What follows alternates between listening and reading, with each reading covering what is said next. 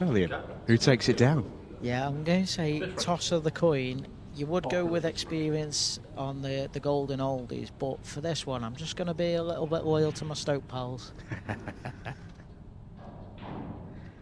They looked good in that first match, didn't they? And they will be underdogs here, you know. This is 2 Ultimate Pool pros versus 1.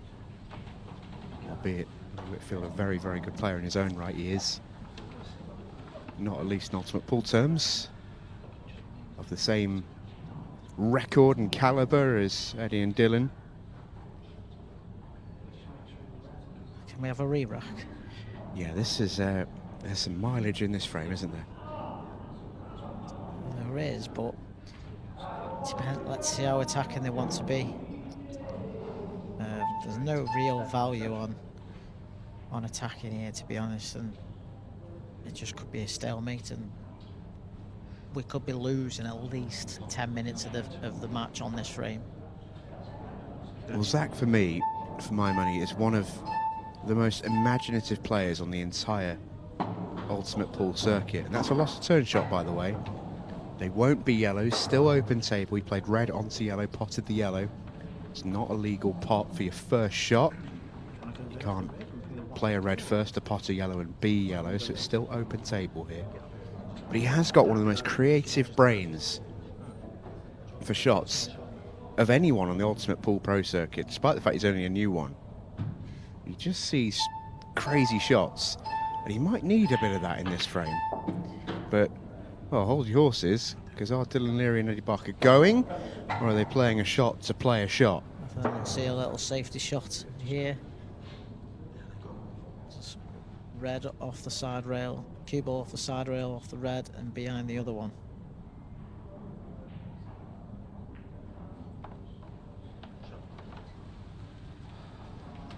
And this is one of them whereby Lee just needs to make a legitimate attempt, and it's not the end of the world if you don't get out of it.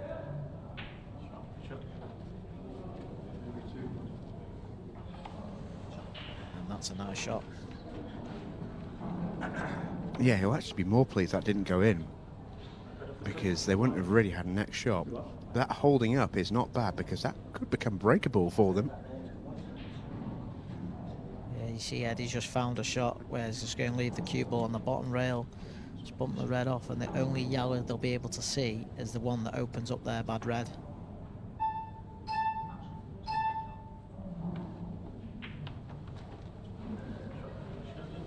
And there you go. Which, I'd be amazed if Zak plays that one. He's going to come off the side rail and hit one of the yellows, but he needs to make sure it's the right side of it and not open up these 2 reds. And also, as always, every single shot you must hit a cushion after contact.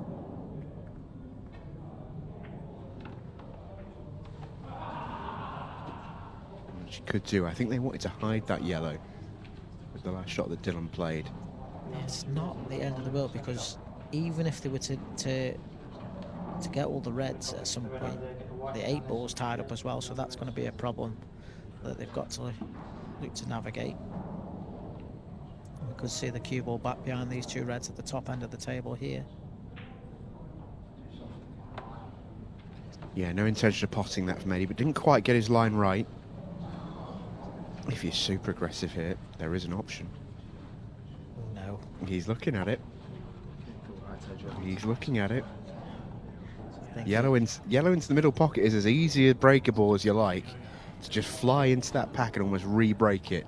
But it is laced with a risk. No, I think he's just playing this dead weight.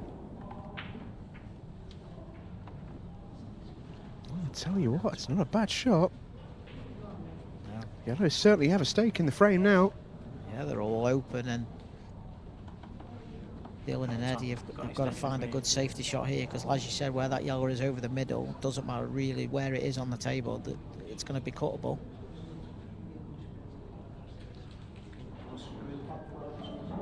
They're never through that gap, are they? Extension, if you want an extension. Obviously, there's an in-off if possible. It's up to you, it's just a choice. Play your shot. Is Dylan going? I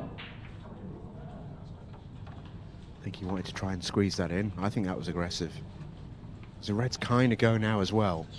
A pair of them, the pair of these pairs, have sort of both gradually just prized this frame open. I think yellows are now in a position to really go for these.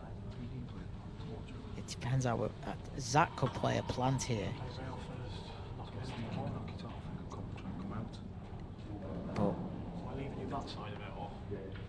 the problem is there's the yellow that's glued to the 8-ball that's going to be a problem as well. Now,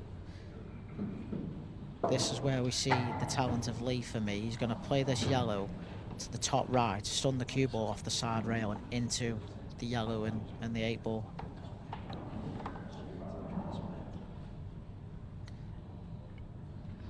Hell of a shot if he can make it.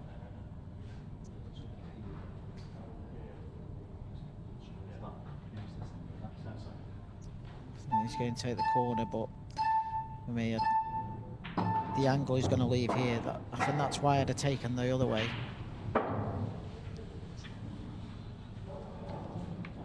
Because he would never be able to get that angle again to be able to develop that yellow by the 8-ball. And weirdly, when the balls are so far in the pocket like that, it's actually quite difficult to pick a line with the cue ball sometimes, especially when you need to be really precise. Yeah, because it's so easy to either pot the ball thin or thick. It's a nice shot from Zak. Oh, he'll take that all day. Still work, but it's workable. He is able to leave the angle here. Does he want to go into it now and alt the cue ball round the red?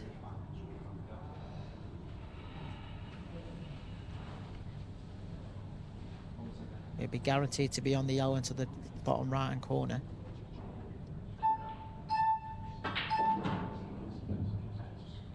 Oh, they only need a tiny contact. And that's what they were looking for. Missed it by millimeters.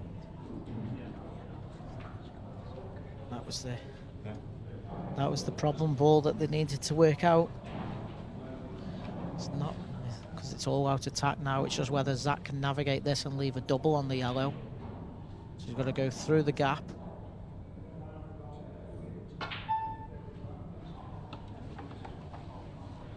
He'd have left the double, but he needed the pot.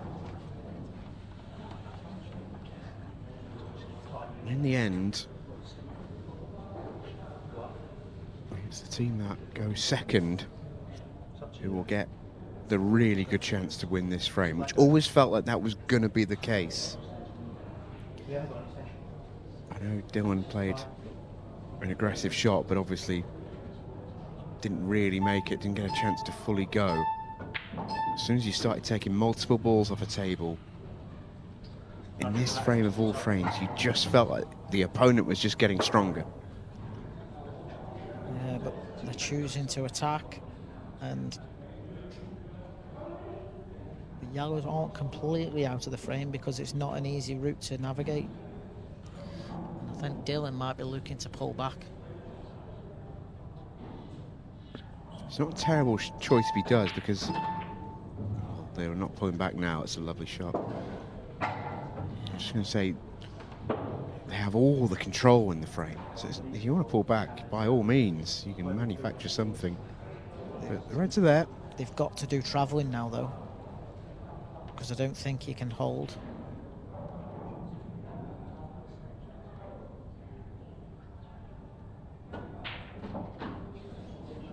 He's played that brilliant. He's played that beautifully. That's a great shot, Eddie.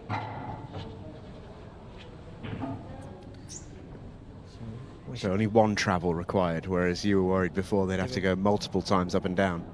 Yeah, and he's just found a nice cannon there, and we've got to see the cue power from Dylan.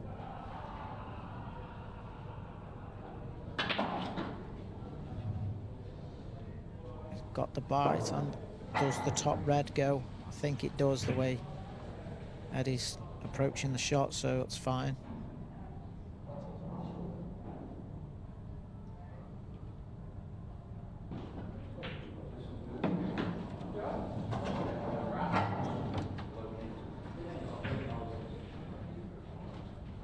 very well won opening frame of pool, and it had to be, because this was a tough victory for either pairing.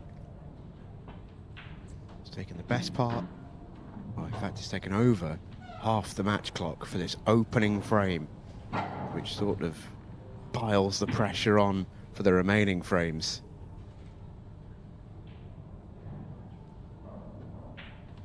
In goes the 8-ball. And you see a puff of the cheeks from Eddie there. He knows how important that frame was.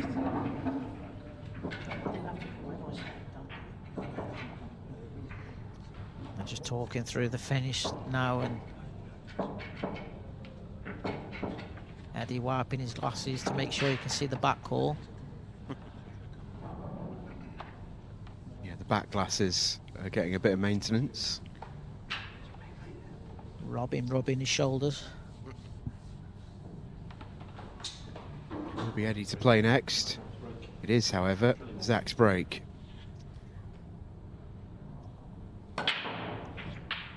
Oh, he's been a bit dodgy rack there.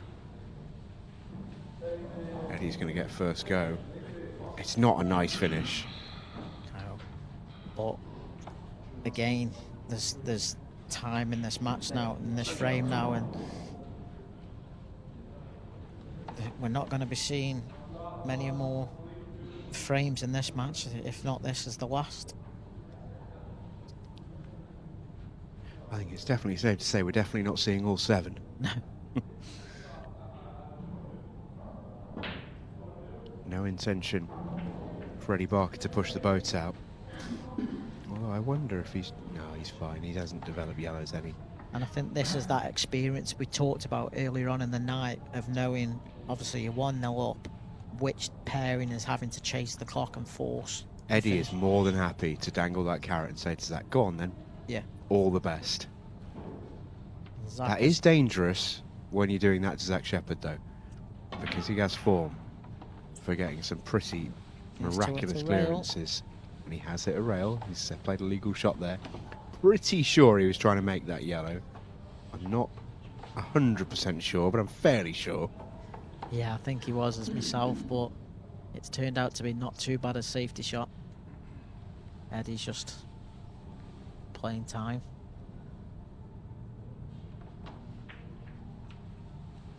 Yeah, important to note that you can't waste time this early in the match.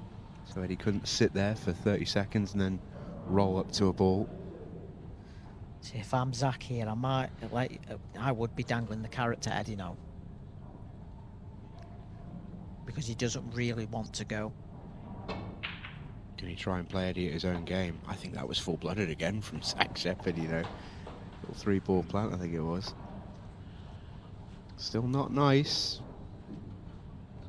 In fact, you could argue it's worse than it was when they first came to the table. Which suits Eddie Barker down to the ground. Again, if I was Eddie, I just wouldn't pot a red. I'd just let Zak go.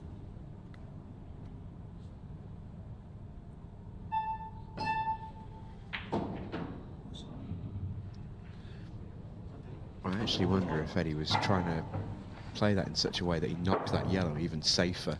Because he's 100% not going. He's played a red there to take a colour set.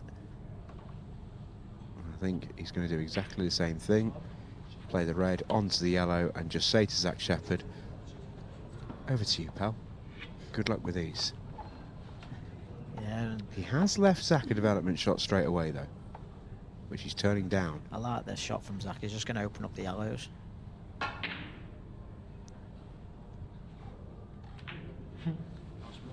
Shoulder barge.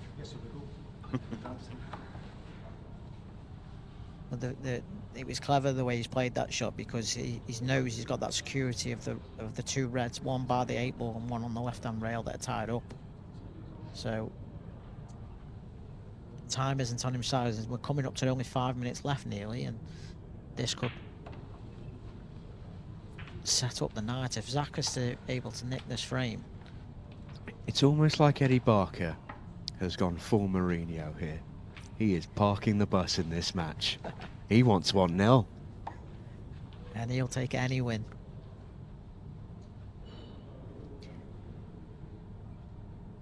Say Mourinho wins titles though. Well, he's looking for a 3-ball plant there was Zak Shepherd, ambitious. Yellows feel closer, but that's in the paradigm of thinking that both players want to win the frame.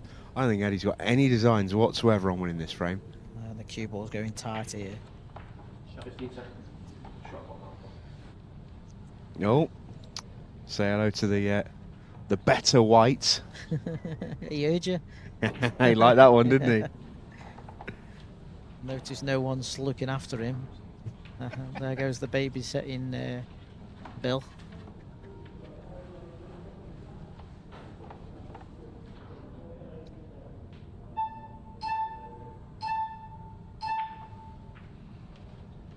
Zak's opened up a chance here now. I think Zak's going now. I think you have to at some point, don't you? Because the thing is the way Eddie's played this, and it's natural because of how he's had to play, but you're not making reds any better, arguably a lot worse.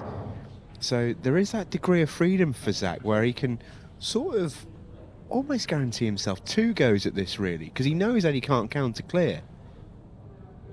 So if he maybe makes a decent stab and runs aground, he can maybe tuck up. But this is the key shot. I think they're all there. I think he's just got to work out the route. He's travelled the cue ball a little bit too much here. He's just got to come off the side rail, off the shot. Get over. Just needed a little bit more, I think. Can he play the plant and just manipulate the cue ball out the way to play the other yellow into the same corner? That's a great shot.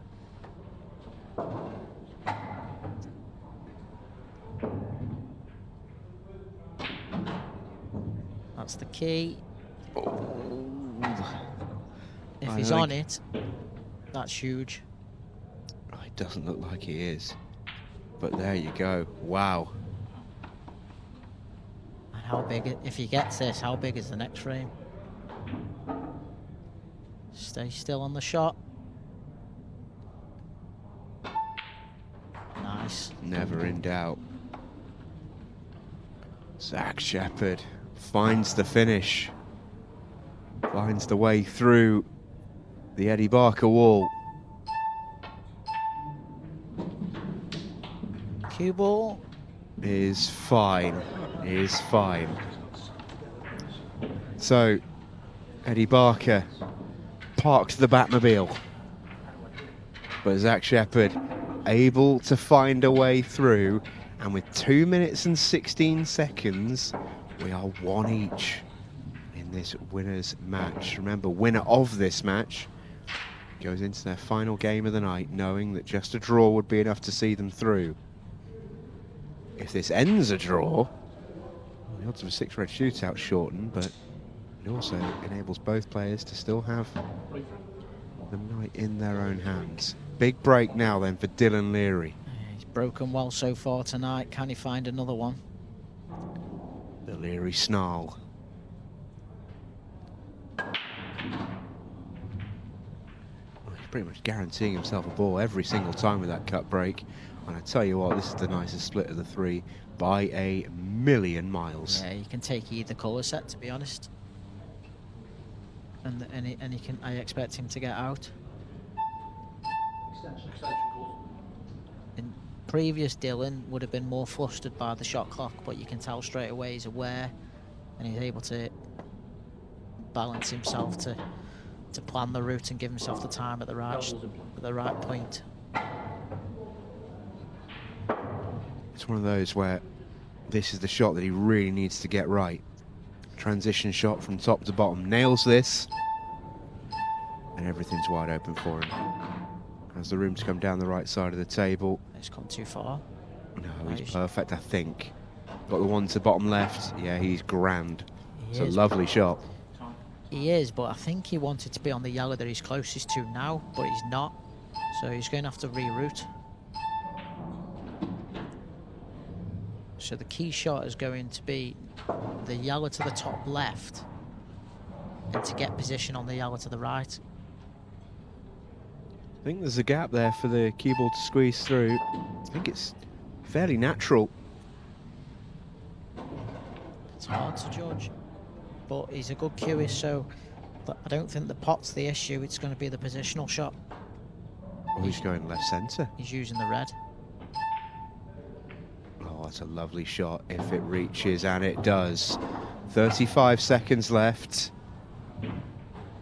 Zak Shepherd and Lee Whitfield do have the next break.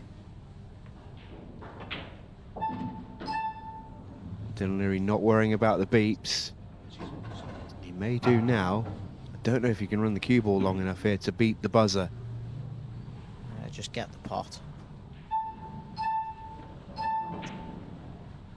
In rolls the 8-ball. What a lovely finish from Dylan Leary under pressure. 2-1 the lead, 8 seconds left. It's all going to be on the next break for Zak Shepherd and Lee Whitfield. They need a golden break to salvage a draw.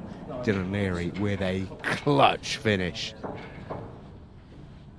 And just what the doctor ordered there. Dylan found the big break. He's broken really well tonight and almost guaranteed himself a ball every time. And he just, of all the players tonight, he's looked the most assured at the table all the way through. Zak Shepherd to the cut break. He's been breaking really nicely with the front ball, but the cut break is what he needs because he needs an 8-ball.